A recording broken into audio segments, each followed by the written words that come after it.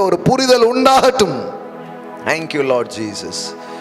இந்த அளவுகோல், அந்த அளவுகோல் ஹல்லேலூயா என் கரங்களிலே கொடுக்கப்பட்டிருக்கிறது, உங்க கரங்களிலே கொடுக்கப்பட்டிருக்கிறது.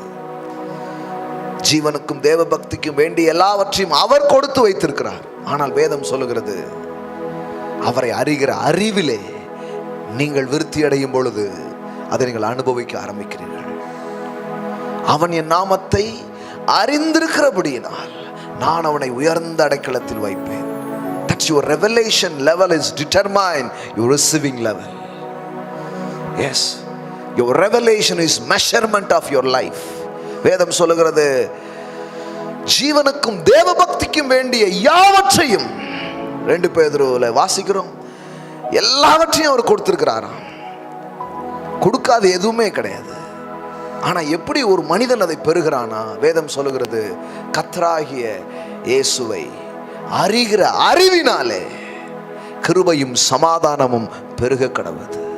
The knowledge of Christ, the knowledge of God. அவரை அறிய அறிய அறிய கிருபை பெருகுகிறது, சமாதானம் பெருகுகிறது. அறிவுதாங்க அளவுகோல், அறிவுதான் அளவுகோல். Your revelation level is determine your receiving level. Hallelujah. அறிய அறிய அறிய கிருபையும் சமாதானமும் பெருகுகிறது. ரேக்லாமா ஷாட்டாலா பாராகாதாரா. ஆண்டவரே, எங்க கரங்களை இப்படி எல்லாத்தையும் எங்க முன்னாடி நீங்க வச்சு எங்களுக்கு போதித்து எங்களை உணர்த்தி எங்களை நடத்துறீங்க. ஆண்டவரே, இன்னும் கூடுதல் வெளிச்சங்கள் உண்டாகட்டும். ஒருவேளை வாழ்க்கையில் சில காரியங்களால் ஏற்பட்ட சோர்வுகள், சில காரியங்களால் சில ஒரு விதமான அசதி, ஒரு விதமான பலகீனங்கள், சில தோல்விகள், சில தாமதங்கள், சில காரியங்களை விட்டு எங்களை திசை திருப்பும்படியாய், இந்த வசனங்களை எங்களை விட்டு எடுத்து போடும்படியாய் பிசாசு கொண்டு வருகிற சகல தந்திரங்களை மேற்கொள்ளுகிற கிருபைகளை நான் பேசுகிறேன். தாமே நீங்கள் சோர்ந்து போகாதிருந்தால் ஏற்ற காலத்தில் நீங்கள் அறுப்பீர்கள். Thank you Lord Jesus. ஆண்டவரே, ஒரு திடனையும் ஒரு நம்பிக்கையும் ஒரு தைரியத்தையும் பிள்ளைகளுக்கு தாங்க சுவாமி. Thank you lord, thank you lord, thank you lord. நீங்கள் எந்த அளவினால் அளக்கிறீர்களோ அந்த அளவினால் அளக்கப்படும். நீங்க அளவில்லாமல் அளக்குறீங்க சுவாமி. அதை நாங்கள் பார்க்க பார்க்க பார்க்க அந்த சாயலுக்கு ஒப்பான மறுரூபங்களை எங்கள் வாழ்க்கையில் நீங்கள் கொண்டு வருகிறதற்காக நன்றி. இயேசுவின் உயர்ந்த நாமத்தினால் பிதாவே, ஆமென், ஆமென், ஆமென், ஆமென். Praise God. ஹல்லேலூயா, ஆமென். Praise God. இப்பொழுது நாம் கர்த்தருக்கு கொடுக்க இருக்கிறோம். ஆமென். உங்க அறுவடையை நீங்க தான் தீர்மானிக்கிறீங்க, அவ்வளவுதான். Simple. According to your faith நீங்கள் அதை என்ன பண்ணலாம், கொடுக்கலாம். ஆன்லைனில் பார்க்குற பிள்ளைங்க ஆன்லைன் மூலமாக உங்கள் விதைகளை விதைக்கலாம். Google Pay or PhonePe, Paytm's account எதில் வேணால் என்ன பண்ணலாம், நீங்கள் விதைக்கலாம். நான் சொல்லுகிறேன், உங்கள் விதை உங்கள் அறுவடையை தீர்மானிக்கிறது. என்னுடைய விதை எனது அறுவடையை தீர்மானிக்கிறது. எனக்கு எவ்வளவு வரணுங்கிறத நீங்க தீர்மானிக்க முடியாது. அது அது உங்க கையில கிடையாது. அதே மாதிரி உங்களுக்கு எவ்வளவு வரணுங்கிறதையும் நான் தீர்மானிக்க முடியாது. அது உங்க கையில தான் இருக்குது. ஏனென்றால் அதனாலதான் யாராவது எனக்கு உங்க விதை தான் உங்க அறுவடையை தீர்மானிக்கணும், அப்ப அது வேற யார் கையிலையோ அது இல்லை, அது உங்க கைகளில் தான் இருக்கிறது. ஆமென். கரங்கள் எடுத்துக்கொள்ளுக்கலாம். Money is a seed. வேதவசனம் சொல்லுகிறது பணம் ஒரு விதையா இருக்கிறது. ஆமென். பெருக விதைக்கிறவன் பெருக அறுப்பான். ஸோ நான் சொல்றேன், தேவன் உங்கள் விதைகளை ஆசீர்வதிப்பார். இந்த மாதத்தின் முதல் வாரங்களில் நம்முடைய டைட்ஸ் அண்ட் ஆஃபரிங் சீட்ஸை நாம் விதைக்கிறோம். ஆமென். இன்னைக்கு காலையில் சொன்ன தரமான ஒரு தேவனை தொழுது கொள்கிறோம், தரமான ஒரு சுவிசேஷத்தை கேட்கிறோம். நாம் செய்கிறது எல்லாம் தரமானதாய் தேவனுக்கு இருக்கட்டும் என்று சொல்லி. ஆமென். கரங்களை எடுத்துக்கொள்ளுங்க. டேடி, இன்னைக்கு விதைக்கிற எல்லா விதையை நான் பிளஸ் பண்றேன். ஆமென். என்ன விதைக்கிறாங்களோ அதெல்லாம் பெருகட்டும். பொன்னை விதைத்திருக்கிற பிள்ளைகள் பொன்னை பெருக செய்வீராக, நிலங்களை பெருக செய்வீராக. அன்பை விதைக்கிறவர்கள் அன்பை பெருகுவார்களாக. நன்மை செய்கிற பிள்ளைகள் நன்மையை அறுவடையாய் பார்ப்பார்களாக. நீங்க தான் விதையை கொடுத்தீங்க, அதை நம்பிக்கையோடு பல பேருடைய வாழ்க்கையில விதைச்சுக்கிட்டே இருக்கிறாங்க. ஆமைக்கு குலுக்கி சரிந்து விழும்படி நன்றாய் அளந்து உங்கள் மடியிலே போடப்படும் என்ற வார்த்தைகள் நிறைவேறட்டும். எப்படி வந்ததுன்னே தெரியலங்க, என் அக்கௌண்ட்ல வந்து விழுந்து கொண்டிருக்கிறது, என் மடியில விழுந்து கொண்டிருக்கிறது, என் வாழ்க்கையில அது பாய்ந்து வருகிறதுன்னு சொல்ற மாதிரி அறுவடைகளை உடைய பிள்ளைகள் பார்க்கட்டும். சுவாமி, தேங்க்யூ லார்ட். நீர் உண்மை உள்ளவர், உடைய வார்த்தை உண்மை உள்ளது. மிகப்பெரிய அறுவடையை உடைய பிள்ளைகளுக்கு கொடுப்பதற்காய் ஸ்தோத்திரம். இயேசுவின் நாமத்தினால் பிதாவே, ஆமென்.